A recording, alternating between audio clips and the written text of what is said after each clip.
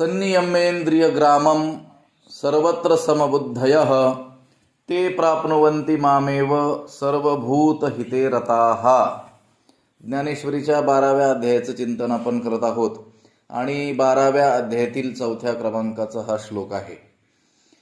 3ऱ्या आणि 4थ्या क्रमांकाच्या श्लोकामध्ये अव्यक्त जे भगवंताचं रूप आहे त्या अव्यक्त स्वरूपाची उपासना करणारे जे आहेत, ज्ञान योगी असतील किंवा अष्टांग योगी असतील, त्यांच्या त्या अव्यक्ताची केली गेली करत असलेली जी उपासना आहेत त्याचा विचार या 2 श्लोकांमध्ये केलेला आहे.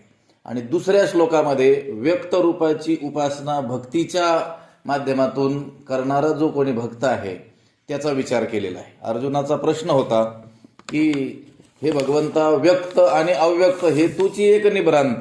व्यक्त ही तुझंच रूप आहे, सगुण ही तुझंच रूप आहे, साकार ही तुझंच रूप आहे, आणि अव्यक्त असलेलं, निर्गुण असलेलं, निराकार असलेलं हेही तुझंच रूप आहे. हे निश्चयानं खरं आहे. पण त्या दोनही रूपांची उपासना करणारे जे लोक आहेत, जे उपासक आहेत, जे भक्त आहेत, निर्गुणाचे भक्त म्हणा किंवा सगुणाचे भक्त म्हणा, तेषां के योगवित्तमाः, त्यांच्यामधील श्रेष्ठ योगवेत्ते कोण आहेत हा अर्जुनाचा होता प्रश्न. त्याला उत्तर देताना भगवंताने सांगितलं की जे माझ्यामध्ये मन ठेवतात, लक्षात आलं का, मय्यावेश्य मनो ये माम नित्ययुक्ता उपासते श्रद्धया परयोपेतास ते मे युक्ततमा मताः. जे माझ्यामध्ये मन ठेवून नित्य समाहित होऊन, नित्ययुक्त होऊन आणि श्रेष्ठ अशा श्रद्धेनं जे माझी काय करतात, उपासना करतात, म्हणजे सगुण स्वरूपाची, ते माझ्या मताने काय आहेत, श्रेष्ठ योगवेत्ते आहेत. मग आता व्यक्त स्वरूपाची भक्तीच्या माध्यमातून अशा रीतीनं माझ्यामध्ये मन ठेवून नित्य समाहित होऊन श्रेष्ठ अशा श्रद्धेने युक्त होऊन जे भजतात, उपासना करतात, ते श्रेष्ठ योगवेत्ते आहेत. आणि तुझ्याच अव्यक्त स्वरूपाची जे उपासना करतात, मग ज्ञान योगाच्या माध्यमातून करतील किंवा अष्टांग योगाच्या माध्यमातून करतील, त्यांच्याबद्दल काय मत आहे? भगवंत म्हणतात ते प्राप्नुवन्ति मामेव, ते सुद्धा मलाच प्राप्त होतात. लक्षात आलं? प्राप्त तर दोन्ही होतात, फक्त त्याच्यात श्रेष्ठ कोण याचा काय होता, विचार होता. आणि अर्जुनाने तो तसा प्रश्न विचारला होता.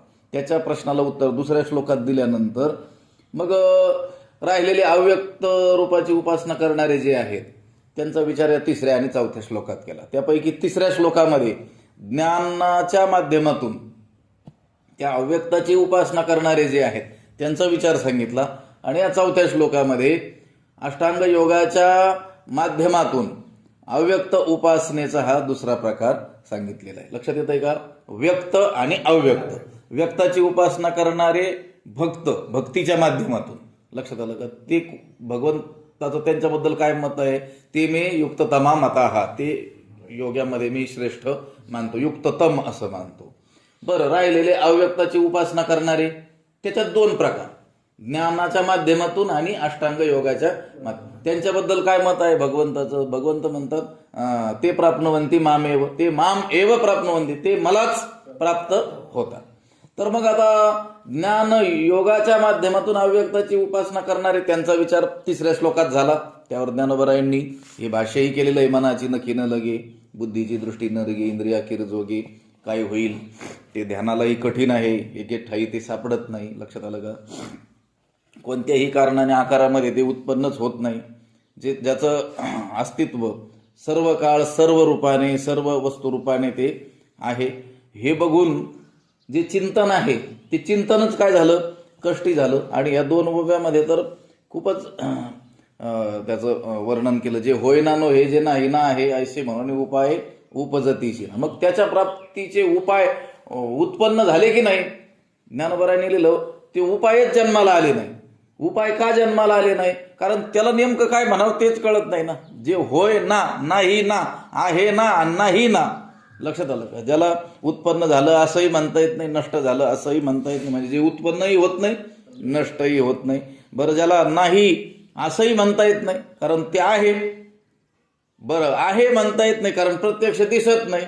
लक्षात काहीच म्हणायची सोय नाही, म्हणून उपायच जन्माला आले नाहीत त्याच्या प्राप्तीसाठी. कोणत्या? अव्यक्ताच्या. जे चळे ना ढळे सरे ना मेळे, ते आपलेणीची बळे अंगविले जी, ते निर्विकार असल्यामुळं आपल्या स्वरूपापासून कधी चलायमान होत नाही. बरं, व्यापक असल्यामुळं हलायचा प्रश्नच नाही, पुढं अवकाशच नाही, सगळीकडं तोच भरलेला आहे. लक्षात आलं का? सरे ना, बरं ते पूर्ण ओम पूर्णमदः पूर्णमिदम असल्यामुळं त्याच्यात काही घट होण्याची शक्यताच नाही.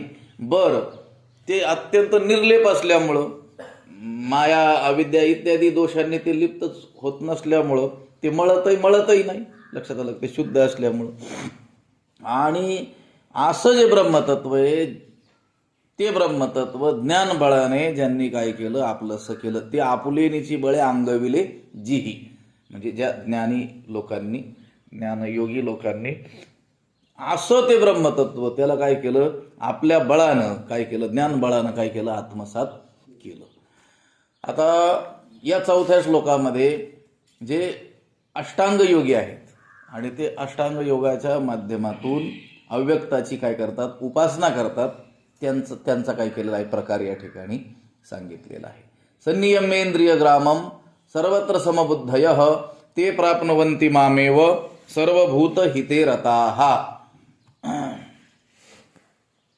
इंद्रिय ग्रामम संनियम्य म्हणजे इंद्रियांचा समुदाय, इंद्रिय समूह, त्याला काय केलं त्यांनी? त्याचं चांगलं काय केलं? संयमन केलं. इंद्रिय ग्रामम, ग्राम म्हणजे गावाला म्हणतो की नाही? इंद्रियांचं गाव म्हणजे इंद्रियांचं समुदाय, म्हणजे सर्व इंद्रिय ज्यांनी काय केले? संनियम्य काय केले? चांगले काय केले? संयमित केले. त्या इंद्रिय समुदायाचा काय केला? त्यांनी निग्रह केला. आणि सर्वत्र समबुद्धयः, आणि सर्वत्र सर्व ठिकाणी राग द्वेष रहित समान काय ठेवली? त्यांनी बुद्धी ठेवली. लक्षात आलं का? त्यांनी काय केलं? त्यांनी सर्व इंद्रिय समुदायाचा काय केला? निग्रह केला. आणि तो निग्रह करून सर्वत्र सर्व ठिकाणी राग द्वेष रहित काय ठेवली? समान बुद्धी ठेवली. मुंगी आणि राव आम्हा सारे खाची जीव. लक्षात आलं? मुंगी असो किंवा राजा असो, दोघांकडेही ते सारख्याच भावनेनं पाहतात. लक्षात आलं?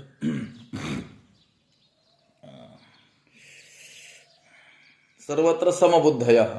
पुन्हा सर्वभूत हिते रताः, म्हणजे सर्व भूत म्हणजे सर्व प्राणी, हिते म्हणजे त्यांच्या हिताविषयी, रताः म्हणजे तत्पर आहे. लक्षात आलं का? सर्व प्राण्यांच्या हितामध्ये ते काय झालेले आहेत? निमग्न झालेले आहेत. असे जे ते काय करतात? अक्षराची काय करतात? उपासना करतात. अव्यक्ताची काय करतात? उपासना करतात. ते माम एव प्राप्नुवन्ति, तेही मलाच प्राप्त होतात. लक्षात आलं? तेही, ते सुद्धा मलाच प्राप्त होतात. अर्जुनाचा प्रश्न होता की ते शांके योगवित्तमाः. अर्जुनालाही ठाऊक आहे व्यक्त आणि अव्यक्त हे दोन्ही रूप भगवंताचेच आहेत. लक्षात आलं का? फक्त आता त्या व्यक्ताची उपासना करणारे श्रेष्ठ आहेत की अव्यक्ताची उपासना करणारे श्रेष्ठ आहेत, हा अर्जुनाचा काय होता? प्रश्न होता. त्याला हेही ठाऊक आहे की व्यक्त आणि अव्यक्त हे भगवंताचंच रूप आहे आणि या दोन्हीही रूपाची उपासना करणारे भगवंतालाच प्राप्त होतील. लक्षात आलं का? भगवंताची उपासना करणारे कुठे जातील? भगवंतालाच काय होतील? प्राप्त होतील ना. 9व्या अध्यायाचा विचार आपण करून आलो की नाही? लक्षात आलं? यांती देवव्रता देवान, पितृन्यांती पितृव्रताः, भूतानि यांती भूतेजा, यांती मध्याजिनोपी मा. लक्षात आलं का? ज्यांनी जीवनभर ज्याची उपासना केलेली आहे, देहपातानंतर ते त्याच लोकाला काय होणार आहेत? प्राप्त होणार आहेत. या इंद्रचंद्रादी देवी देवतांची ज्यांनी उपासना केली, देवान भाव ते त्याच देवलोकाला काय होणार आहेत? प्राप्त होणार आहेत. पितर लोकांची ज्यांनी उपासना केली ते पितर लोकांना काय होणार? पितृलोकाला प्राप्त होणार आहेत. भूताची प्रेताची ज्यांनी उपासना केलेली आहे ते भूत प्रेत लोकालाच काय होणार आहेत? प्राप्त होणार आहेत. आणि ज्यांनी माझी उपासना केली ते मलाच प्राप्त होणार आहेत. मलाच प्राप्त होणार आहेत हे जर आश्वासन भगवंताने दिलेलं असेल तर भगवंताची दोन रूप आहेत, व्यक्त आणि अव्यक्त. द्वे वाव ब्रह्मणो रूपे मूर्तंच्या अमूर्तंच्या. वेदाने सांगितलं दोन ब्रह्माची दोन रूप आहेत, मूर्त आणि अमूर्त, म्हणजे व्यक्त आणि अव्यक्त, सगुण आणि निर्गुण, साकार आणि निराकार. मग देवाची, त्या भगवंताची उपासना करणारे भगवंतालाच प्राप्त होणार आहेत. अर्जुनना आता अध्याय कितवा आहे? 12. ती गोष्ट सांगितली कुठं? 9व्या अध्याय. म्हणजे अर्जुनाला ठाऊक आहे ना ते. लक्षात आलं का? आता 9 आणि त्याच्यानंतर काय 10 आणि 11 तर झालं ना. आपल्यासारखं थोडंच आहे तू लगेच विसरून जायला. लक्षात आलं का? त्याच्या लक्षात आहे की भगवंताची उपासना करणारे भगवंतालाच प्राप्त होतात, व्यक्ताची करो किंवा अव्यक्ताची करो. फक्त त्याचा प्रश्न आहे की तेषांके योगवित्तमाहा, त्यांच्यामध्ये श्रेष्ठ योगवेत्ते कोण आहेत? लक्षात आलं का? जरी सगळे 10वीच्या वर्गात असले तरी देखील त्यांच्यात कोणीतरी हुशार, कोणीतरी हे असतातच ना. 10वीला गेले म्हणजे 9वीची परीक्षा पास करूनच गेलेले आहेत. त्यांची तेवढी योग्यता आहे 10वीला जाण्याची. 10वीला ते प्राप्त झालेले आहे. पण 10वीला प्राप्त झालेल्या विद्यार्थ्यांमध्ये सुद्धा काही गट पडतील ना. लक्षात आलं का? शिक्षकांना प्रिय, अधिक प्रिय असलेले. लक्षात आलं का? शिक्षकांच्या जवळचे. तसं सगुणाची उपासना करा की निर्गुणाची, साकाराची करा का निराकाराची, व्यक्ताची करा की अव्यक्ताची, भगवंतालाच प्राप्त होणार आहे. पण त्या भगवंताला अधिक श्रेष्ठ कोण वाटतात हा अर्जुनाचा काय होता? प्रश्न होता. त्याला उत्तर दिलं भगवंताने, माझ्या व्यक्त रूपाची जे उपासना करतात. पण भगवंताने सांगितली त्या पद्धतीनं बरं का. लक्षात आलं का? मय्यावेश्य मनो ये माम नित्ययुक्ता उपासते श्रद्धया परया उपेता, परया श्रद्धया उपेता, श्रेष्ठ श्रद्धेनं युक्त. नाहीतर मग व्यक्ताची तर उपासना सारं जगच करताय. लक्षात आलं का? व्यक्त, कारण उपासना जी करायची आहे त्याच्यासाठी काहीतरी आलंबन हवं आहे, म्हणून बहुत करून लोक कशाची उपासना करताना दिसतात? व्यक्त रूपाचे दिसतात ना. आता अव्यक्ताच्या उपासनेचा प्रकार आपण पाहिलाय ना, किती कठीण आहे. आणि इथं पुढं तर आणखीन, या श्लोकावर तर आणखीनच कठीण. कारण या 3ऱ्या श्लोकावर तरी भाष्य करताना ज्ञान योगी लक्षात ठेवून ते भाष्य आहे. आणि या 4थ्या श्लोकावर भाष्य करताना किंवा 4थ्या श्लोकाचं जे रहस्य आहे ते अष्टांग योग्याला लक्षात घेऊन ते काय केलेलं आहे? भाष्य केलेलं आहे. मग व्यक्ताची उपासना सर्वच जण करताना दिसतात. मग ते सर्वच भगवंताला ते मे युक्त तमा मता हा असं म्हणाल का भगवंत? नाही, अगोदर त्याच्यासाठी तेवढी पूर्ती करावी लागेल ना. लक्षात आलं का? मय्यावेश्य मनो ये माम, माझ्यामध्येच ज्यांनी काय केलेलं आहे? चित्त ठेवलेलं आहे. नित्ययुक्ता उपासते, नित्य समाहित झालेले आहे. लक्षात आलं का? म्हणजे कधी मधी नाही. लक्षात आलं? सदा नाम घोष करो, सततं कीर्तयन्तो माम, नित्ययुक्त उपासते सांगितलं. आणि श्रद्धया परयोपेतास, म्हणजे परया श्रद्धया उपेता हा, म्हणजे अत्यंत उच्च पराकोटीची जी श्रद्धा आहे त्याने युक्त हो. मग जे माझे काय करतात? भजन करतात. ते मी युक्त तमामता. लक्षात आलं का? त्यांना मी युक्ततम असं मानतो, श्रेष्ठ मानतो. प्राप्त तर दोनही प्रकारच्या उपासना करणारे भगवंताला प्राप्त होणारच आहेत. श्रेष्ठ कोण? तो प्रश्न होता, त्याचं उत्तरही दिलं 3ऱ्या अध्यायामध्ये. त्या अव्यक्ताची उपासना करणारे पण ज्ञानाच्या माध्यमातून त्यांचाही विचार झाला. आणि या 4थ्या श्लोकामध्ये मात्र अष्टांग योगाच्या माध्यमातून अव्यक्ताची उपासना करतात. हा अव्यक्त उपासनेचा हा दुसरा प्रकार झाला. लक्षात आलं का? 2 नंबरचा जो श्लोक आहे त्याच्यामध्ये कोणता प्रकार? व्यक्ताची उपासना करणारे. लक्षात आलं का? आणि 3ऱ्या आणि 4थ्या श्लोकामध्ये कोणता प्रकार? अव्यक्ताची उपासना करणारे. त्यापैकी 3ऱ्या श्लोकामध्ये ज्ञानयोगी जे अव्यक्ताची उपासना करतात तो प्रकार, आणि अव्यक्त उपासनेचा दुसरा प्रकार 4थ्या श्लोकामध्ये अष्टांग योगाच्या माध्यमातून अव्यक्ताची उपासना करणारे. आता त्यांचा विचार सांगताना सांगितलं की इंद्रिय ग्रामम संनियम्य, इंद्रिय समुदायाचा निग्रह ज्यांनी केलेला आहे, त्यांचं वैराग्य एकेंद्रिय नाही आहे किंवा त्यांचा निग्रह एकेंद्रिय नाही आहे, इंद्रिय ग्रामम म्हटलेलं आहे. काही लोकांचा एखाद्या इंद्रियाचा काय असतो? निग्रह असतो, पण बाकीचे सैराट असतात. लक्षात आलं का? एखाद्या इंद्रियाचा निग्रह करतात की नाही? लक्षात आलं का? आता मौन धरलं एखाद्याने, आता वाणीचा काय केलं त्याने? निग्रह केला तेवढ्या दिवसापुरता. पण मनाचा निग्रह झालाय का? किंवा अन्य इंद्रियांचा, जिव्हेचा काही निग्रह झालाय का? लक्षात आलं का? बोलण्यापुरती जिव्हेवरचा ताबा त्यांनी मिळवला, पण खाण्याचा रसनेंद्रियाचा, लक्षात आलं का? मिळवलाय का नाही. पण यांनी काय केलं, इंद्रिय ग्रामम, इंद्रियांचा संपूर्ण समुदाय त्याला काय केलं, संयमित केलं. लक्षात आलं का. इंद्रिय समुदायाचा त्यांनी निग्रह केला आणि पुन्हा केवळ इंद्रिय समुदायाचा निग्रह केला आणि दुसऱ्याचा द्वेष करत राहिले असं आहे का. अनेक लोकांच्या जीवनात दिसून येईल त्यांनी इंद्रिय काय केलेला आहे, निग्रह केलेला आहे, पण दुसऱ्याच्या ठिकाणी समान बुद्धी ठेवत नाहीत ना ते. लक्षात आलं. दुसऱ्याला काय समजणार, तुच्छ समजणार. लक्षात आलं का. ते स्वतःला काहीतरी विशेष समजणार. हे तसे नाही, सर्वत्र समबुद्ध या, सर्व ठिकाणी, सर्व प्राणी मात्रांच्या ठिकाणी भूता परस्परे पडो मैत्र जीवांचे, तसं सर्वांच्या ठिकाणी राग द्वेष रहित अशी समान बुद्धी त्यांनी ठेवलेली आहे. लक्षात आलं. बरं, अनेक लोक आपल्याला असे सापडतील देखील, इंद्रिय निग्रही केलेला आहे, सर्वत्र समान बुद्धी त्यांची आहे, सर्वत्र समान रीतीनं ते पाहतात, पण तत्परता नाही ना दुसऱ्याच्या कल्याणाविषयी, दुसऱ्याच्या हिताविषयी तत्पर नाहीत. ते कुठंतरी जाऊन बसलेले, हिमालयाच्या कड्या कपाऱ्यांमध्ये जाऊन बसलेले आहेत.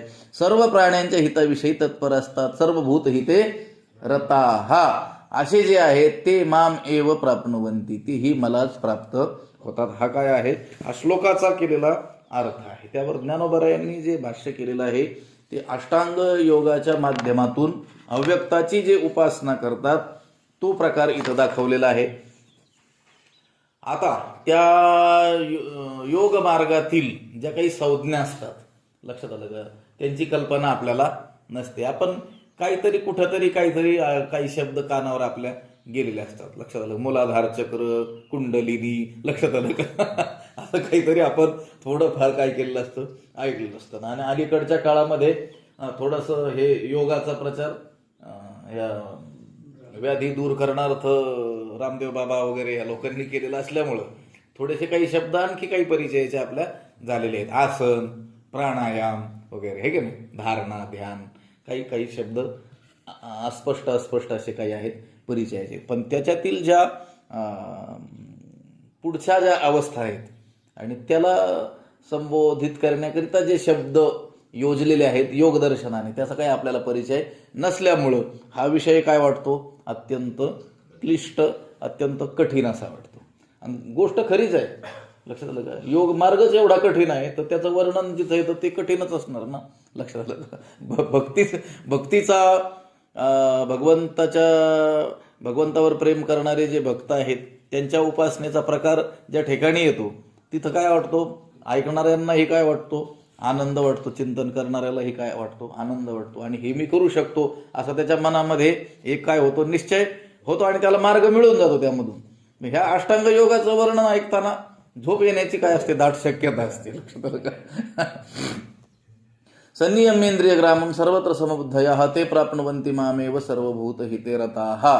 त्यावर ज्ञानोबरायांनी मला ते बरेच 59 म्हणजे 60 10 आणि 5 15 ओव्या याच्यावरती भाष्य असावं.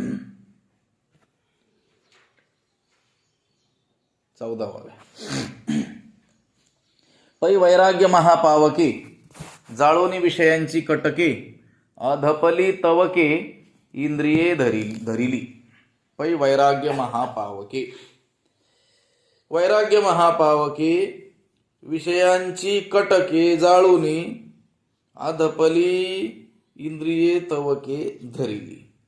त्याचा अर्थ असा होतो की पै वैराग्य महापावके, ज्यांनी वैराग्य रूपी मोठ्या अग्नीने, वैराग्य महा आणि पावके, पावक म्हणजे अग्नी, महा म्हणजे मोठा, वैराग्य म्हणजे वैराग्य, वैराग्य रूपी मोठ्या अग्नीने विषयांची कटके जाळूनी, विषयांची सैन्य, विषयांचं सैन्य जाळून अधपली तवके इंद्रिये धरिली. अधपली इंद्रिये तवके धरिली. त्यांनी काय केलं, होरपळलेली जी इंद्रिय आहेत, अधपली तवके म्हणजे अर्धवट भाजलेली इंद्रिये, ज्यांनी काय केली, धरिली म्हणजे त्यांनी आवरून धरली आहेत. आता एवढ्या ज्या ओव्या आहेत नाही, 14 ओव्या, ह्या लक्षात घेताना काय लक्षात घ्या, पूर्वीच्या काळी ज्या लढाया व्हायच्या किंवा युद्ध लढाया व्हायच्या, पूर्वीचे राजे लक्षात आलं का, त्यांचे किल्ले, त्यांचं सैन्य लक्षात आलं का, त्यांचे हत्ती घोडे दारुगोळा तोफखाना, हे चित्र एकदा लक्षात आणा. आणि आता तो किल्ला ज्यावेळेस जिंकायचा लक्षात आलं का, किंवा त्या किल्ल्यावरती हल्ला करायचा त्यावेळेस ते दरवाजे तोडायचे लक्षात आलं का, त्याच्यावरती चढाई करायची, किंवा ते जे किल्ल्यावर असलेले सैनिक असायचे ते आपल्यावर हल्ला करणाऱ्या सैनिकांवरती काय करायचे, त्या तोफांच्याद्वारे काय करायचे, मारा करायचे लक्षात आलं का. या सगळ्या गोष्टी एकदा लक्षात घेतल्या, सैन्य आणि लढाईचा तो प्रकार, किल्ला तोफखाना दारुगोळा, पुन्हा ती लढाई सुरू करण्याच्या आरंभी काहीतरी बळी दिला जायचा लक्षात आलं का, आणि त्या प्राण्यांच्या मस्तकांनी काय केली जायची, त्या यंत्रांची काय केली जायची, पूजा केली जायची. हा एकदा प्रकार लक्षात आणा, आणि तो एकदा लक्षात आणला की आता जो योगी आहे, अष्टांग योगाचं जो साधन करतोय आणि त्याच्याद्वारे उपासना करतोय कशाची, अव्यक्त स्वरूपाची, भगवंताच्या निराकार रूपाला प्राप्त करण्याचा काय करतो आहे, प्रयत्न करतो आहे.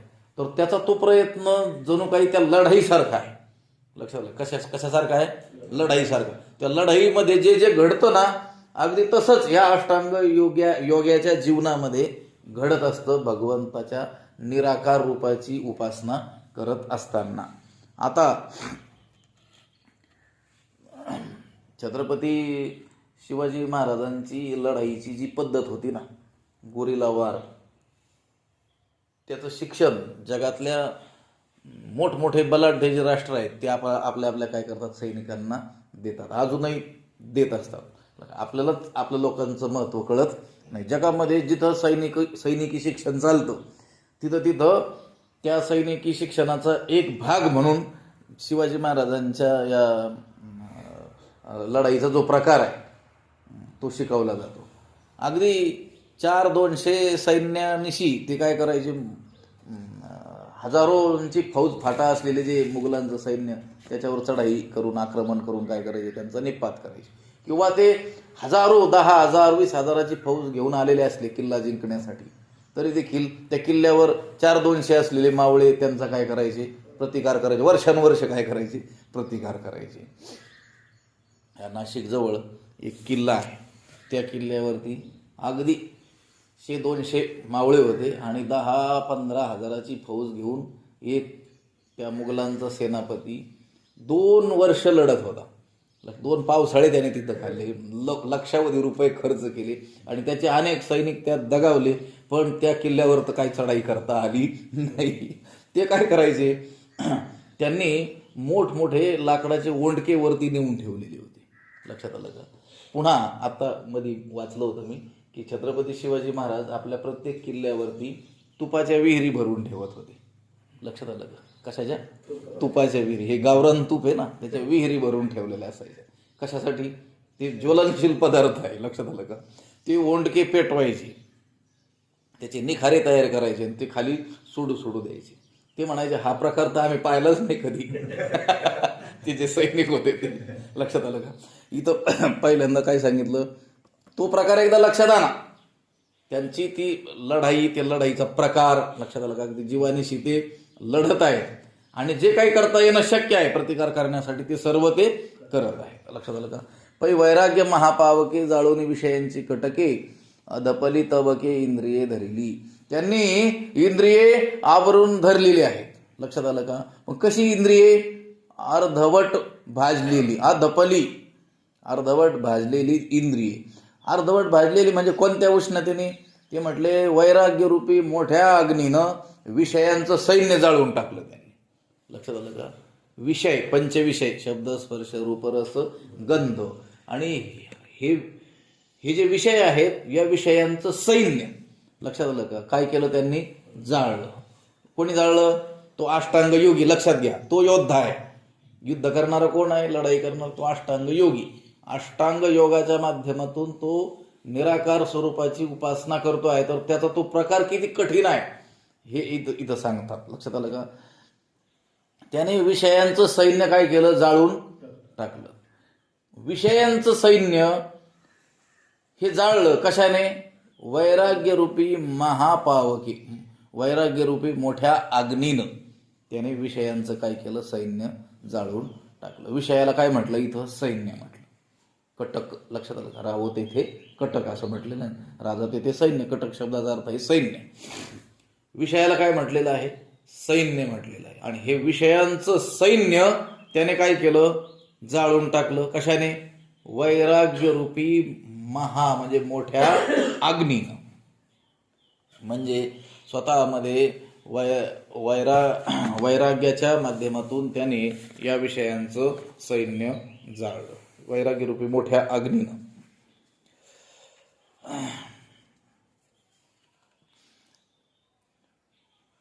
वैराग्य त्या साधकामध्ये, त्या योग्यामध्ये असल्यामुळं दृष्ट भोग असोत किंवा अदृष्ट भोग असोत, लक्षात आलं. प्रत्यक्ष आत्ता भूतलावर आपल्याला अनुभवायला मिळणारे जे भोग असोत किंवा श्रुत म्हणजे ज्यांच्याविषयी ऐकलेलं आहे, बाबा स्वर्गात गेल्यानंतर असे असे दिव्य भोग आपल्याला प्राप्त होतात, असे कोणते का भोग असेना, त्या भोगांविषयी त्याने काय बाळगली? दोष दृष्टी बाळगलेली आहे. त्याला तर वैराग्य म्हणतात ना. वैराग्यम तद्धी निर्मलम यथैव काकविष्ठायाम. त्या सर्व भोगांकडे, लक्षात आलं का? या लोकीच्या भोगांकडे म्हणा किंवा परलोकातील दिव्य भोगांकडे म्हणा, तो कशा रीतीनं पाहतो? काकविष्ठेप्रमाणे, कावळ्याच्या शौचाप्रमाणे. लक्षात आलं का? इतकी त्याची दोषदृष्टी त्या विषयांप्रती झालेली असल्यामुळं त्याच वृत्तीला काय म्हटलेलं आहे? वैराग्य म्हटलेलं आहे. आणि या वैराग्याला इथं काय म्हटलं? महापावक म्हटलेलं आहे. लक्षात आलं का? महापावक म्हणजे मोठा अग्नी. आणि या वैराग्यरूपी मोठ्या अग्नीने त्याने काय केलं? विषयांचं सैन्य जाळून टाकलं. आता ही काही गोष्ट सोपी नाही. माऊलींनी त्याचं वर्णन ज्ञानेश्वरीमध्ये ठिकठिकाणी केलेलं आपल्याला आढळून येतं. विषय हे मनुष्याला आकर्षित करणारे असतात, लक्षात घ्या. आणि इंद्रियांचा स्वभावच बनवून गेला असतो की या विषया वाचून काही आणि सर्वथा रम्याची नाही अशा स्वभावाची पाही इंद्रियांचा स्वभावच होऊन गेलेला आहे की या विषयांशिवाय रमणीय असं जगात काहीच नाही. मग इंद्रियांचा तो स्वभाव झालेला असेल आणि विषय हे जीवाहूनही अधिक प्रिय तर वाटत असतील, तर त्या विषयांना नष्ट कसा काय करेल हा, किंवा विषयांचा तिरस्कार कसा करेल? पण त्या विषयाचं अंतरंग न कळाल्यामुळं त्या विषयांप्रती काय असतं? आकर्षण असतं, लक्षात आलं का? पण ज्या वेळेस त्या विषयांचं अंतरंग मनुष्याच्या लक्षात येतं, लक्षात आलं का? आणि हे आपल्या बंधनाला कारण आहेत हे लक्षात येतं. विषय शब्द ज्या शीय बंधने धातूपासून निर्माण झाला त्याचा अर्थच बांधून टाकणे असा होतो. विषय शब्दाचा अर्थ जे बांधून टाकतात ते, लक्षात आलं. आणि त्या विषयांचं जणू सैन्य, त्या सैन्याला याने काय केलं? वैराग्यरूपी मोठ्या अग्नीनं काय केलं? जाळून टाकलं. आणि त्या उष्णतेने काय झालं? अधपली इंद्रिय काय झाली? अर्धवट भाजले गेली, लक्षात आलं. आणि मग त्यांना काय केलं? त्याने आवरून धरलं. इंद्रिय निग्रह काही सोपी गोष्ट आहे का? लक्षात आलं का? पै सारसाही बिघडता होय वत्सा ओहा होनी वत्स काढिता नवे भनंगू दवडिता भानयावरून. म्हणजे त्या सारस पक्षांची आपण काय केली? ताटातूट केली. किंवा अत्यंत जो दरिद्री असलेला जो पुरुष आहे, भनंग जो आहे, त्याला आपण जर याच्यावरून उठवलं, पै माये पुढुनी बाळक काळे नेता एकुलते एक होय का उदक तुटता मिना.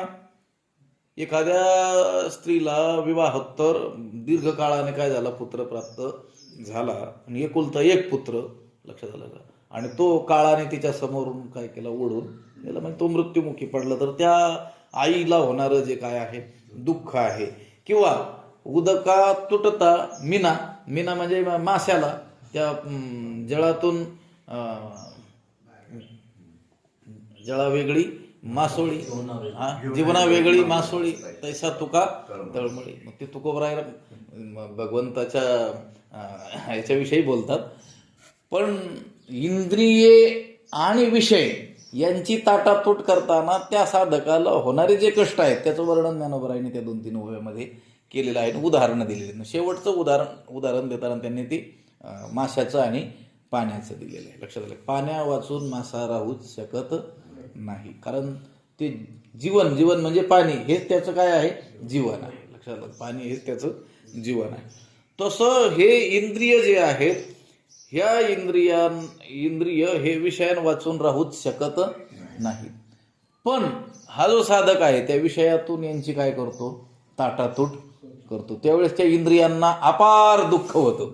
किती दुःख होतं ते सांगितलेलं आहे. लक्षात आलं का?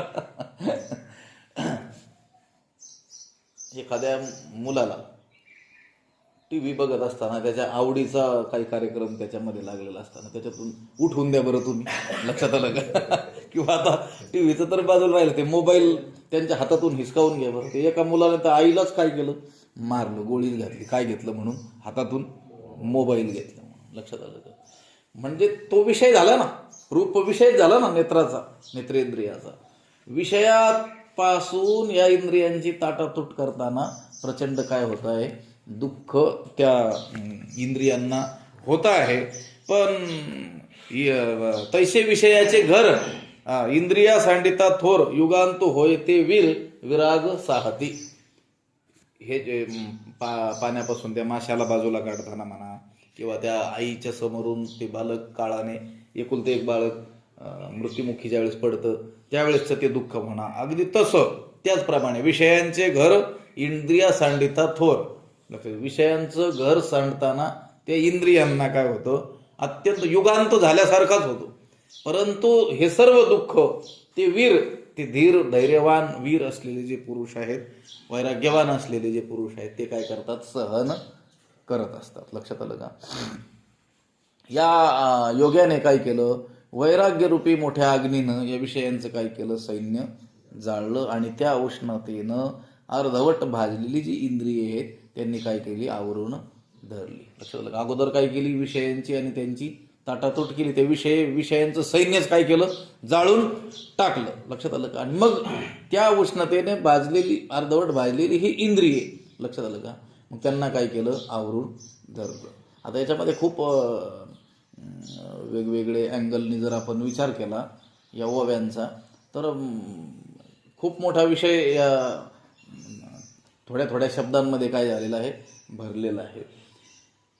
इंद्रियांना नियमित, संयमित करत असताना अगोदर त्यांची आणि त्या विषयांची काय करावी लागणार आहे, ताटातूट. लक्षात आलं. बाह्य निग्रह देखील काय आहे, अगोदर महत्वाचा आहे. लक्षात आलं का? त्या कबीरांचं एक वचन आहे, मन गया तो गया, मत जाने दे शरीर. लक्षात आलं का?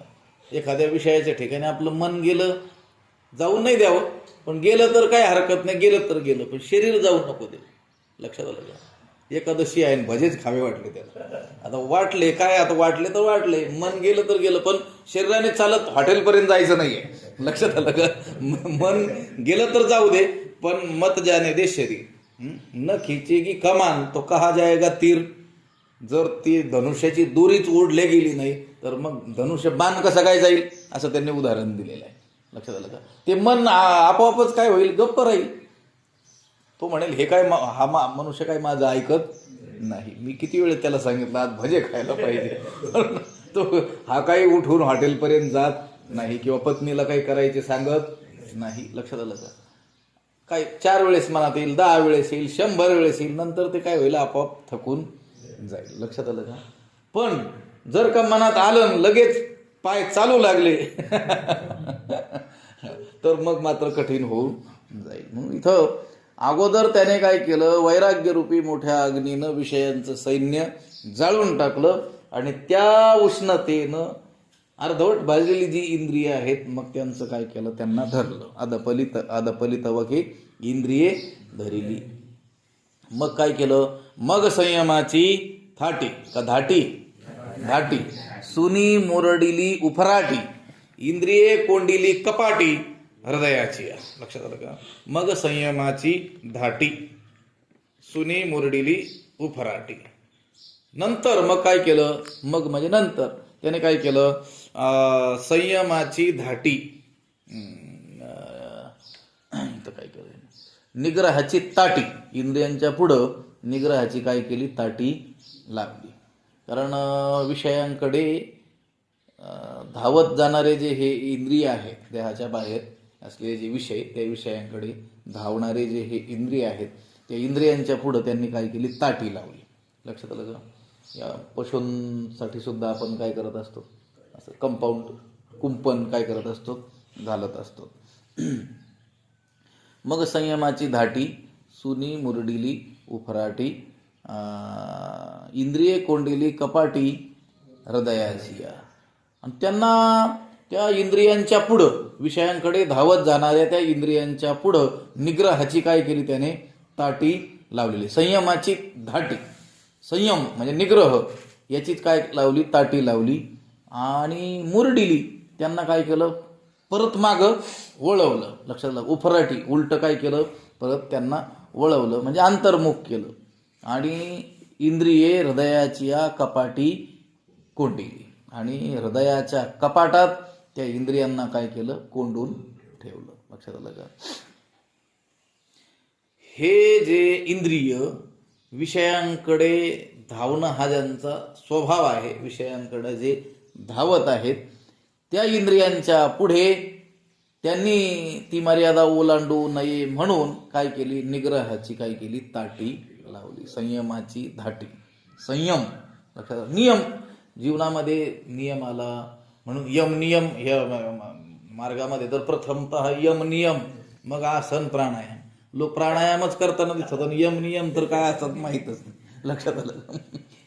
ह्या यमांचा काय करायला पाहिजे? विचार. 5 यम आहेत, 5 काय आहेत? नियम आहेत. लक्षात आलं का? ह्या यमांचा जर विचार केला तर त्या यमापासून रक्षण होतं. लक्षात आलं का? ह्या 5 यमांचा विचार केला पाहिजे कोणत्याही मार्गामध्ये. इथं या अष्टांग योगामध्ये ते 2 अंगच सांगितलेले, यम आणि नियम. लक्षात आलं का? पण अष्टांग मार्ग जरी नसला, कोणताही मार्ग असू द्या, यम नियमांना तितकंच काय आहे? भक्ती मार्गही असू द्या. लक्षात, भक्ती पण दब्बहू सोपा असंही म्हटलेलं असू द्या, यारे यारे लहान थोर असंही म्हटलेलं असू द्या, येईपर्यंत म्हटलेलं आहे. पण इथं आल्यानंतर तेच करा जे तुम्ही घरी करत होते असं चालणार नाही. लक्षात आलं का? हा, आता तुम्ही कसेही असले तरी या, पण इथं आल्यानंतर इथल्या नियमात राहावं लागेल. म्हणून यम आणि नियम काय आहेत? महत्वाचेच आहेत. त्याने काय केलं? देहाच्या बाहेर विषयांकडे धावत जाणारे जे इंद्रिय आहेत, त्या इंद्रियांच्या पुढे निग्रहाची काय केली? ताटी लावली. ताटी लावली तरच ठीक, नाहीतर इंद्रिय काय होतील? लक्षात आलं का? बैसलो जयावरी सैराटते, ते जाणारच आहे. लक्षात आलं का? पुढं पुढं पुढं पुढं विषयांकडे जाणार, पतनाकडे ते आपल्याला नेणारच आहे. त्यांना काय करावं लागेल? एक काहीतरी विशिष्ट असा संयमच करावा लागणार सगळ्याच बाबतीमध्ये. जसं आहार, स्थूल दृष्टीनं आहार म्हटलं की अन्न पाणी हे आपण मानतो. लक्षात आलं का? पण तो केवळ झाला रसनेंद्रियाचा आहार. लक्षात आलं का? पण प्रत्येक इंद्रियांचा देखील काय आहे? आहार आहे ना. हे आपण रूप पाहतो. लक्षात आलं का? हे नेत्रेंद्रियाचा काय आहे? आहारच आहे ना. लक्षात आलं? शब्द कानाने ऐकतो, हा कानाचा काय आहे? आहारच आहे ना. लक्षात, तुका म्हणे आहार झाला हा विठ्ठल आम्हाशी. लक्षात आलं का? हा विठ्ठल परमात्माच आमचा काय झाला? आहार झाला. कारण डोळ्याने आम्ही त्यालाच पाहणार, कानाने त्याचीच काय करणार? कीर्ती श्रवण करणार. लक्षात आलं का? हाताने त्याच्याच चरणाला काय करणार? वंदन करणार. हा आहारच आम्हाला झालेला आहे. लक्षात आलं का? म्हणजे मला काय सांगायचंय? स्थूल शरीराला, स्थूल दृष्टीनं ज्याला अन्न पाणी आपण हा आहार म्हणतो, याची देखील काय असावी लागते? मर्यादा असावी लागते. जसं अन्न तारक आहे तसंच अन्न मारकही होऊ शकतं. लक्षात, मर्यादा. मला काय सांगायचंय? मर्यादा. कोणत्याही गोष्टीला काय असतं? अनलिमिटेड नको, लिमिटेड. लक्षात आलं? काहीतरी लिमिट, काहीतरी मर्यादा असली पाहिजे. ते एका महात्म्याने सांगितलं होतं, एका बालसंस्कार शिबिराच्या शेवटी बोलत असताना त्यांनी मुलांना विचारलं होतं की पतंग आपण उडवतो म्हणे आकाशामध्ये, तर पतंगाचं उदाहरण दिलं होतं आणि अगोदर त्यांनी विचारलं की आपलं जीवन उन्नत होण्याकरिता, विकसित होण्याकरिता, महान होण्याकरिता आपल्याला बंधन असलं पाहिजे का नसलं पाहिजे असं विचारलं होतं त्यांनी. लक्षात आलं का? काहीतरी नियम, काहीतरी बंधन असलं तर आपलं जीवन उंच जाईल की आपल्याला हवं ते करून दिलं तर उंच जाईल? लक्षात, काहीतरी बंधन. मग त्यांनी उदाहरण दिलं होतं या पतंगाचं. आपण पतंग उडवतो म्हटले, कोणता पतंग अधिक उंच जातो? बांधलेला का दोर सुटलेला? तो दोर सुटलेला उंच गेलेला दिसेल. लक्षात आलं का? काही क्षण असा उंचच उंच गेलेला दिसेल, पण क्षणार्धात त्याचा काय झालेला दिसेल? नाशही झालेला दिसेल. पण जो पतंग दोराला बांधलेला आहे, तो दोर कोणाच्या तरी हातात आहे, तो उंचही जाईल आणि पुन्हा सुरक्षित खालीही येईल. मला काय सांगायचं, बंधन असणं आवश्यक आहे की नाही? अगदी संत पुरुष जर सोडले, जे मुक्त झालेले महात्मे आहेत, ज्ञानी पुरुष जे आहेत, ते जर सोडले तर बाकीच्या सगळ्यांनाच काही ना काही बंधनाची आवश्यकता आहे. मग हे नियम जे केलेले आहेत, कोणतेही नियम, तुमच्या शेती कामाचे सुद्धा काय असतात? नियमच असतात. आणि या साधनेचे, भजनाचे देखील काय असतात? नियमच. ते जर नियम नसतील तर मनुष्य काय करेल? मनोमार्गे गेला, मनाला वाटेल त्यावेळेस करेल. लक्षात आलं का? आपल्याला ज्या श्रेष्ठ पुरुषांनी हे नियम आपल्या जीवनभर पालन करून त्या परमात्म्याची प्राप्ती करून घेतलेली आहे, त्या साध्याला त्यांनी प्राप्त केलेलं आहे, आपल्याला देखील तसेच काटेकोरपणे ते नियम पालन करावे लागतील. मला काय सांगायचं, काहीतरी मर्यादा असणं आवश्यक आहे की नाही? मर्यादा असावी लागणार आहे, कुंपण असावं लागणार आहे. लक्षात आलं का? कोणते अगदी मनाने तुम्ही काही सामान्य गोष्टीचा सुद्धा विचार करता, आणि खूप विचार करणाऱ्या माणसाला दुसरे माणसं काय करत असतात? सांगत असतात, द्या सोडून आता तो विचार. लक्षात आलं का? कुठपर्यंत त्याचा काय करणार तुम्ही? विचार करणार. म्हणजे त्याला देखील काय आहे? मर्यादाचा. याने काय केलं या अष्टांग योग्याने? मग संयमाची धाटी सुनी मुरडिली उफराटी, इंद्रिये कोंडिली कपाटी हृदयाची. बघा, अगोदर ते अर्धवट भाजलेली इंद्रिय आहेत बरं का, तरी देखील त्यांना काय करावं लागलं? कुंपण करावं लागलं. लक्षात आलं का? म्हटलं आता विषय तर जाळून टाकले. लक्षात आलं का?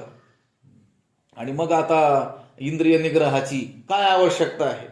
एखादा म्हणेल ना, आमच्याकडे कुठं एवढे मोठे विषय आहेत.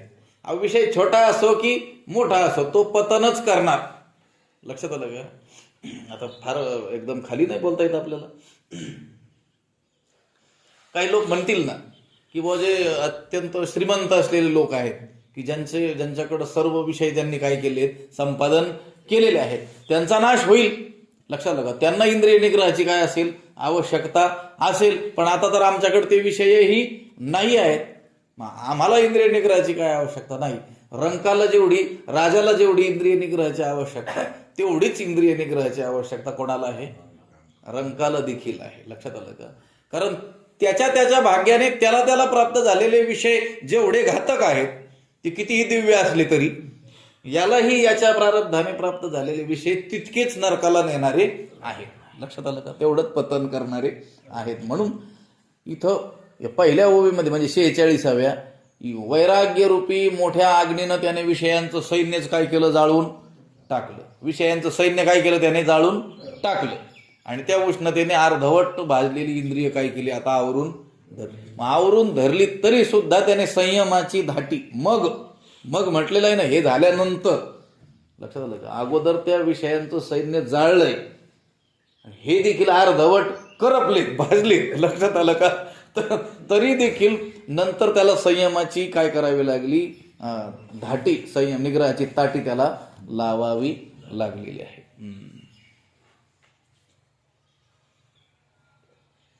लाच करू म्हणून कोळसा कामू केला. लक्षात आलं का? त्या कामदेवाचा या भगवान शंकराने काय केलं? जाळूनच टाकलं त्याला. लक्षात आलं का? तो ज्ञानोबरांनी वर्णन केलं. त्याचं काय केलं म्हणले, कोळसा केला. आता विषय आला म्हणून सांगतो तुम्हाला. त्याला जाळून काय केलं, त्याचा कोळसा केला.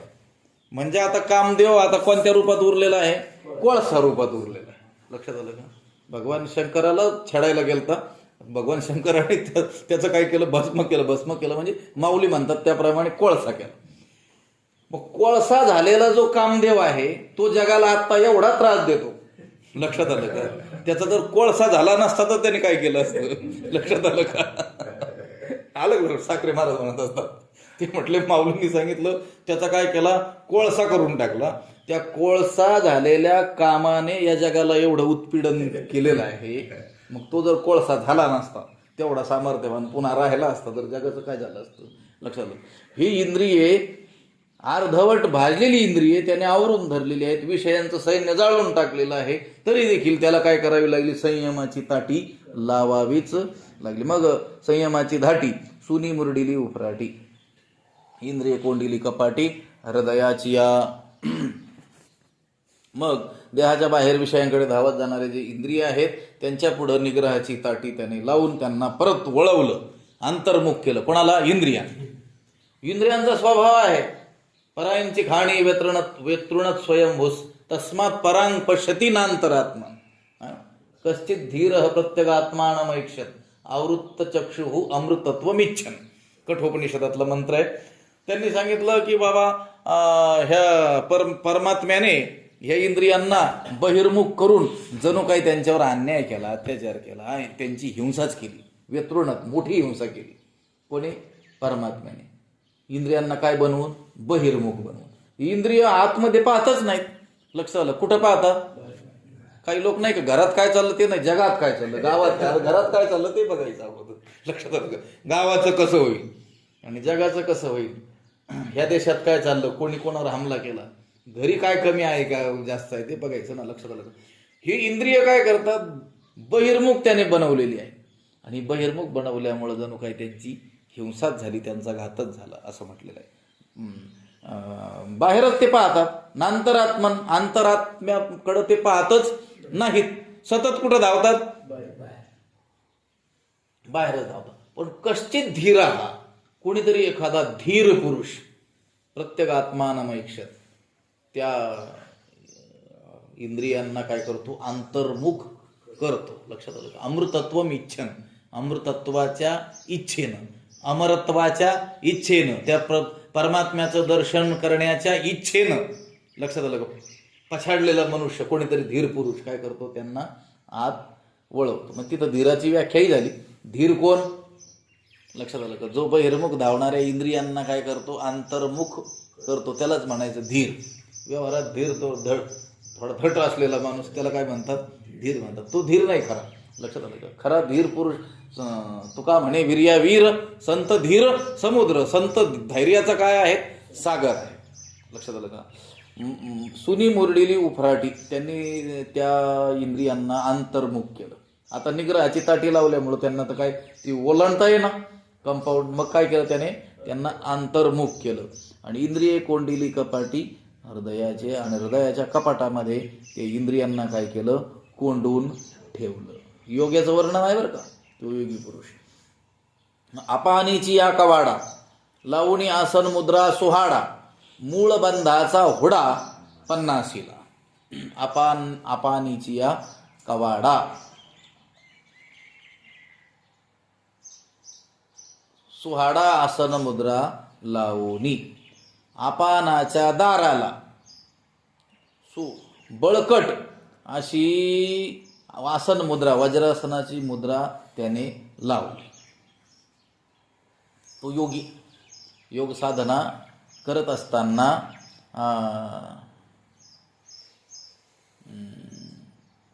आसन मुद्रा म्हणजे वज्रासन. लक्षात, वज्रासन गौण नाम यश असं म्हटलेलं आहे ना. तो ते वज्रासन लावत असताना त्याने काय केलं, आपानीचिया कवाडा, आपानाच्या दाराला वज्रासनाची काय केली, मुद्रा लावली. ह्या आसनाचा काय आहे, एक प्रकार आहे. लक्षात आलं का? त्याच्यात वज्रासन म्हटलेलं. आपण नेहमी जे बसतो जेवल्यानंतर थोडं 10 मिनिट, हे वज्रासन हे अतिसामान्य वज्रासन. ते योग्याचं जे वज्रासन सांगितलेलं आहे की आपानाच्या दाराला एक टाच लावायची आणि शिश्नाच्या वरती एक टाच ठेवून त्याने त्या आसनामध्ये बसायचं. त्याने काय होतं, मग आपानाचं दार बंद झाल्यामुळं तो आपान वायू आत कोंडल्या जातो आणि त्याची प्रचंड उष्णता निर्माण होऊन मग काय होत असते, कुंडलिनी जागी होत असते. पण आपल्या संतांनी सांगून ठेवलेलं आहे की हा योग मार्ग कसा साधत नाही, लक्षात न साधे हा मार्ग असे बोलती मुनिजन सांगतात की हा मार्ग काही साधला जाऊ शकत नाही, कठीण असा हा काय आहे मार्ग आहे. पण त्याने स्वीकारलेला आहे, त्याला त्याच्यात काय आहे, आवड आहे, रुची आहे, तो करतो आहे. आपानीची या कवाडा, आपान वायू ज्या ठिकाणून बाहेर जातो अशा त्या गुदद्वाराला त्याने काय केली, टाच लावून तो कवाड काय केलं, लावून घेतलं. आपानाची या कवाडा सुहाडा आसन मुद्रा लावून बळकट अशी वज्रासनाची त्याने काय केली, मुद्रा लावली. आणि मग मूळबंधाचा हुडा पन्नासीला, मूळबंधाचा काय केला, उंच बुरुज त्याने काय केला, तयार केला. लक्षात आलं? तुम्हाला सांगितलं होतं की नाही, किल्ला लक्षात आला. आता एखाद्या किल्ला त्याच्यावर उंच काय असतो, बुरुज असतो. लक्षात आलं? त्या बुरुजावरून काय केलं जातं, टेहाळणी केली जाते. लक्षात आलं का? निरीक्षण केलं जातं. उंच ठिकाणून सर्व ठिकाणचं दिसतं. किंवा त्या बुरुजावरती काय केलेले असतात, यंत्र म्हणजे तोफा काय केलेले असतात, ठेवलेले असतात. आता ह्या योग्याचा उंच बुरुज कोणता आहे, मूळबंधाचा हुडा. मूळबंध म्हणजे त्याने ते वज्रासन लावून जो मूळबंध साधलेला आहे, तो मूळबंध हाच एक उंच काय केला, बुरुज त्याने तयार केला. पन्नासीला ह्या शब्दाबद्दल ते म्हणतात. 50 शब्दापासून हे 50ला क्रियापद तयार झालेले असावे. आणि पूर्वीच्या काळात राजवाड्याच्या भिंतीचे किंवा बुरुजाची जी उंची आहे त्या उंचीचं हे प्रमाण असलं पाहिजे. 50 हात म्हणा, 50 मापाचं काय असते ते प्रकार. तर त्याने तो मूळबंधाचा काय केला, उंच बुरुज तयार केला. कशाचा बुरुज, इकडं किल्ल्यामध्ये कशाचा असेल, दगड मातीचा असेल. ह्या योग्याने जो बुरुज तयार केलेला आहे आता ते लढण्यासाठी, त्याला लढाई करायची आहे ना, जिंकायचं आहे ना, तर कोणता बुरुज तयार केला, मूळबंधाचा. मूळबंध त्याने साधला. लक्षात आलं का? मी म्हटलो नाही का, योग मार्गामध्ये ज्या अनेक संज्ञा आहेत, जी नावं आहेत, जे शब्द आहेत, त्यांचा परिचयच आपल्याला नाही ना. लक्षात आलं? आपल्याला आता इथं जर आपण सरळ म्हटलं वज्रासन, तर आपल्याला कोणतं वज्रासन लक्षात येतं, ते आपण एक 10-5 मिनिटं बसत असतो, ते वज्रासन लक्षात येतं. पण इथं जे सांगितलेलं आहे, आपानाची या कवाडा लावूनी, लक्षात आलं? आपानाचे कवाड त्याने काय केले, त्या माध्यमातून लावून घेतले. लक्षात आलं? जर सैन्य हल्ला करायला आलं तर ते किल्ल्याचे दरवाजे पहिले काय करतात, लावून घेतात की नाही. आपानाची या कवाडा लावून मूळबंधाचा हुडा 50ला, मूळबंधाचा उंच काय केला, बुरुज तयार केला. पुन्हा काय केलं, आशेचे लाग तोडिले, अधैर्याचे कडे झाडिले, निद्रेचे शोधिले काळवखे. आशेचे लाग तोडिले, आशेचे संबंधच काय केले, तोडून टाकले. कालच आपण पाहिलं ना, त्या यशवंती नावाच्या त्या घोरपडीच्या आधारे हे मावळे काय केले, ते किल्ला चढून गेले. वरती गेल्यानंतर पाहिलं तर तिथं त्या मुघलांचं खूप मोठं सैन्य होतं. हे वर चढून आलेले लोक त्या मानाने थोडेसे होते. आता वरती तर चढून आलो, परंतु आता यांच्याशी आपण निकरानं झुंज देऊ शकतो की नाही, ही साशंकता त्यांना आली. आणि मग त्यांना काहींना वाटलं की आता आपण खाली उतरून जावं, परंतु त्यांनी काय केलं होतं, दोरच काय केलं होतं, कापून टाकला होता. आता काय सांगितलं मग त्यांनी, आता तर लढून मारा, नाही तर या कड्यावरून उडी टाकून मारा, पण मराच. लक्षात आलं का? म्हणून मग त्यांनी काय केलं, काय करणं पसंत केलं, लढणं काय केलं, पसंत केलं. आणि तो गड काय केला, त्यांनी जिंकला. लक्षात आलं का? ते दोरच कापून टाकला. कापून नसा टाकला तर त्याच्यातले अनेक गलित गात्र झालेले सैन्य काय झालं असतं, खाली उतरून आलं असतं पुन्हा. लक्षात आलं का? अगोदर मोठ्या याने गेले आवेशाने, पण तिथली अवस्था बघून काय झाले असते, पुन्हा खाली आले असते. हे जसं त्या ठिकाणी झालं त्या लढाईमध्ये, तसं इथं ह्या योग्याने काय केलं, आशेचे लाग तोडिले, आशेचे संबंधच काय टाकले, तोडून टाकले. ते दोरच काय केलं, कापून टाकलं. कोणता दोर, आशेचा. लक्षात आलं का? आशा सोडली. जोपर्यंत काही ना काही आशा आहे तोपर्यंत मनुष्य आपल्या बळाचा, आपल्या सामर्थ्याचा, आपल्या कुवतीचा विचार न करता मनोराज्यच करत राहतो. लक्षात आलं का? काय करतो? मनोराज्यच. मनोरथाच्या उतरंडी उतरी रची, मी हे असं करील, मी ते तसं करील. आणि त्या आशेमध्ये लिप्त झालेला तो मनुष्य आपल्या सामर्थ्याचा त्याला विचारच येत नाही की आपल्याच्याने हे शक्य आहे का. आता आपल्याला काळ किती उरलेला आहे, काळाला काही अवकाश राहिलाय की नाही, हे आपल्याच्याने शक्य होईल का, हे करणं उचित आहे की नाही, याचा कोणताच विचार मनुष्य करत नाही. कोणता मनुष्य आशेत गुंतलेला, आशापाशी गुंतलेला जो मनुष्य आहे. लक्षात आलं का?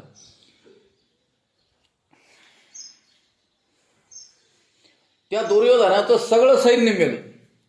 लक्षात आलं का? दुर्योधनाचं सगळं सैन्य मेलं. तरी देखील एक जण त्याला येऊन सांगतो आहे की अमुक अमुक व्यक्ती जिवंत आहे आणि त्याच्या बळावरती तू पांडवांना काय करू शकतो. आता एवढ्या सैन्यांच्या बळावर जिंकू नाही शकला. लक्षात, त्या साहित्यामध्ये असं वर्णन येतं, आशा बलवती राजन शल्यो जेष्यती पांडवान.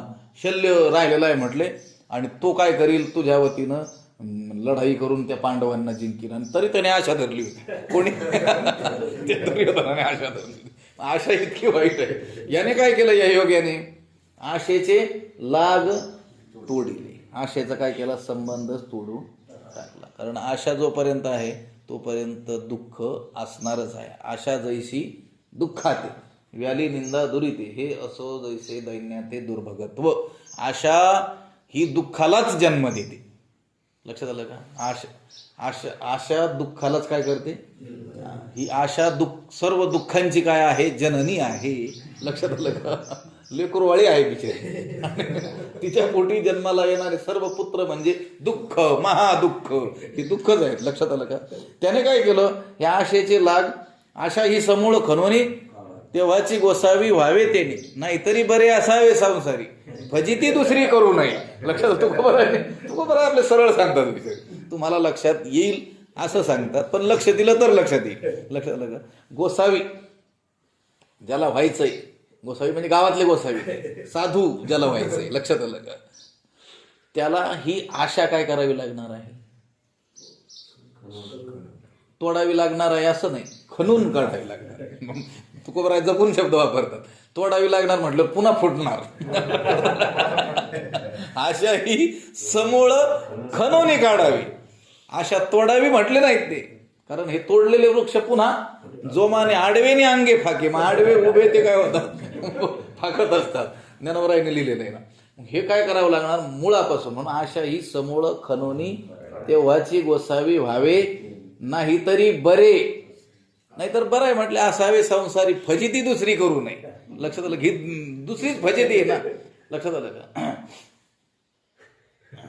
करता आला तर व्यवस्थित काय करावा, संसारच करावा. लक्षात आलं की या मार्गात यायचं असेल तर आशा ही समूळ खणून तो अभंग खरोखर डोळ्यासमोर सर्व साधकांनी ठेवला पाहिजे. लक्षात आलं का? या मार्गात येणाऱ्या लोकांनी. नाहीतर मग बरे असावे संसारी. तुमचा तरी संसार चार दोन माणसांचा. लक्षात आलं का? 1-2 मुलं बाळ, पती पत्नी, आई वडील, 4-2 गुरंढोरं, 10-5 एकर जमीन. पण अनेकांचा 1000 एकर जमिनी मठाला आहेत. लक्षात आलं का? काही मठांना हजारो एकर काय आहे, जमीन आहे. मग तो संसार काय साधा आहे का? हा तुमचा बरा की नाही. म्हणून म्हणले नाहीतरी बरे असावे, फजित ही ती फजितीच आहे ना. तुम्हाला तरी वेळेवर जेवण मिळतं. बाबा जेवतच नाही 3-3 वाजे. लक्षात आलं? म्हणून त्याने काय केलं, आशेचे लाग तोडिले. आशा ही काय केली, आशेचे लाग संबंध तोडले. अधैर्याचे कडे झाडिले. अधैर्याचे कडे पाडून टाकले. कोणते कडे पाडून टाकले? अधैर्याचे. लक्षात आलं का? अधीरता हे कडेच काय केले, पाडून टाकले. कारण या परमार्थ मार्गामध्ये मोठ्या धीराची आवश्यकता आहे. लक्षात आलं का? 2 वर्ष आळंदीला गेलेले नसतात. लगेच काय व्हायचं असतं, मोठा बाबाच व्हायचं असतं. कसं काय चालेल? खूप काय करावं लागेल. तुका म्हणे नाही चालत तातडी, प्राप्त काळ घडी आल्या वीण. लक्षात आलं का? साधन करतच राहायचंय. एक दिवस ते साध्य प्राप्त होणारच आहे. लक्षात आलं का? त्याची वाट पाहण्याची काय गरज आहे? आपल्याला काय करत राहावं लागणार आहे? मजल दर मजल आपण मुक्काम दर मुक्काम चालायचंय. आपलं ठिकाण आपल्याला येणारच आहे. लक्षात आलं का? अधैर्य, परमार्थ मार्गामध्ये अधैर्य चालत काय धरावं लागतं? धैर्य. तुमच्या या व्यवहारात सुद्धा धैर्य धरावं लागतं. पेरल्यानंतर लगेच उगवतं का ते? म्हणजे लगेच पीक दुसऱ्याच दिवशी? कालच पेरायला जाऊन आला ना आज लगेच 4-2 गाड्यात सोबत घेऊन चाललं. म्हटलं धान्य आणायचं जमेल का? काही काळाची काय आहे अपेक्षा आहे. मग हे जर व्यवहारात धैर्याची आवश्यकता असेल, अधैर्य चालत नसेल, तर मग परमार्थ मार्गामध्ये अधैर्य चालतच नाही. अधैर्याचे कडे झाडिले, अधैर्याचे कडेच त्याने काय केले? फाडून. निद्रेचे शोधिले काळवखे, आणि या निद्रेचा काळपटपणा काळवखे शोधिले, पुसून काय केला त्याने? स्वच्छ केला. लक्षात आलं का?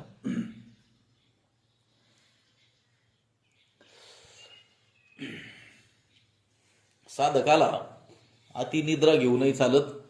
श्वान निद्रा असं सांगितलेलं आहे ना. चाणक्याने सांगितलंय कोणापासून काय काय गुण घ्यावे, गाढवापासून काय शिकावं, सगळ्यापासून शिकता येतं. लक्षात आलं? तसं कुत्र्यापासून काय शिकावं तर श्वान निद्रा. बको ध्यानम, ध्यान कसं बगळ्यासारखं एकटक तो त्या माशाकडं जी नजर लावलेली असते तिथून अजिबात विचलित होत नाही. लक्षात आलं का? आणि निद्रा कशी घ्यावी? कुत्र्यासारखी. लक्षात आलं का? श्वान निद्रा म्हणजे जागृत निद्रा. लक्षात आलं का? असं बेसावध झोपलो आणि मला कळलंच नाही म्हटले. लक्षात आलं? एक जण तर झोपला रविवारी, मंगळवारी उठलं म्हणे ह्या आठवड्यात सोमवार आलाच नाही. सोमवारी जागाच झाला नाही तो. तसं झोपायचं नाही कोणी? साधकाने. लक्षात आलं का? साधकाची दशा उदास असावी, उपाधी नसावी, अंतर्बाह्य असं म्हटले. त्या अभंगामध्ये त्यांनी सांगितले आहे. आणि ज्ञानोबराय देखील म्हणतात अतिशय जागूही नाही आणि अतिशय जागणे जरी झाले तरी व्हावे ते मितले. जागृतही काय कशी असावी? मितुली असावी, की आपलं धातू साम्य काय होईल? समान असं राहील धातूंची लेवल. हा पित्त प्रकोप होणार नाही. आणि निद्रे ही मानव दिजे कवणे वेळी, आणि निद्रेला देखील मान दिला पाहिजे असंही त्यांनी काय केलंय सांगितलं. पण मान दिला पाहिजे पण फार सन्मान नाही केलं पाहिजे. लक्षात थोडासा मान. लक्षात आली झोप श्रमाने तर मग घ्यावी लागणार आहे. पण अधिक असं झोपून अगदी तमोगुणी माणसाप्रमाणे झोपून हा मार्ग काही साध्य होणार नाही. त्याने काय केलं? निद्रेचे शोधिले काळवाकी. या निद्रेचा काळपटपणा काय केला? पुसून काय केला? स्वच्छ केला. आपली वेळ होऊन गेलेली. उद्या बघू आता. उद्याच्या पाठामध्ये ह्या सर्व ओव्या राहिलेल्या 10 ओव्या त्या पूर्ण करू. पुंडलिक वरद हरी विठ्ठल. तुका